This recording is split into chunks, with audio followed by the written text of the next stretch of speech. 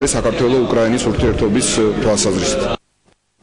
საქართველოს სამთავრობო დელეგაცია ეკონომიკისა და ფინანსთა მინისტრების ხელმძღვანელობით ევროპის რეკონსტრუქციის და განვითარების ბანკის ბიზნეს ფორუმში მონაწილეობს. ფორუმზე მთავარი საკითხები ევრობანკის უახლოესი წლების სტრატეგიის განსაზღვრა და ბანკის ხელმძღვანელის არჩევაა. ამ ღონისძიების პარალელურად საქართველოს დელეგაციის წევრებმა შეხვედრები გამართეს ევრობანკის პრეზიდენტთან თომას მიროუსთან და ბანკის სხვა პასუხისმგებელ პირებთან. დიმიტრი გვინდაძემ და ვერა ქობალიამ მათთან საუბარში გაარკვეს, რომ ევრობანკი 2012 წელს საქართველოსთვის 140 მილიონი დოლარის საკრედიტო ხაზს გამოყოფს, რომელიც საქართველოში ენერგეტიკის სოფლის მეურნეობის და საფინანსო სექტორის განვითარებაზე დაიხარჯება.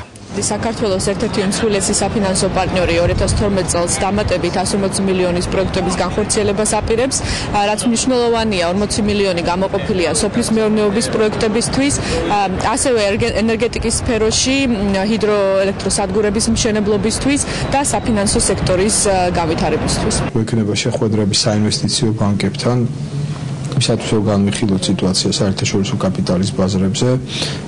შედგება სემინარი Invest in Georgia, JP Morgan-ის ლოგოთი, სადაც გამოვა სიტყვით და სადაც ძირითადად მონაწილეები იქნებიან ინვესტორები, როგორც ინსტიტუციონალური ინვესტორები, ასევე ბანკირები და ეგრეთ წოდებული real money investors, ანუ სხვა სუვერენული ფონდის წარმომადგენლები, რაც მნიშვნელოვანი იქნება იმისათვის, რომ ყველას აუხსნათ საქართველოს საინვესტიციო და ტურისტული პოტენციალი.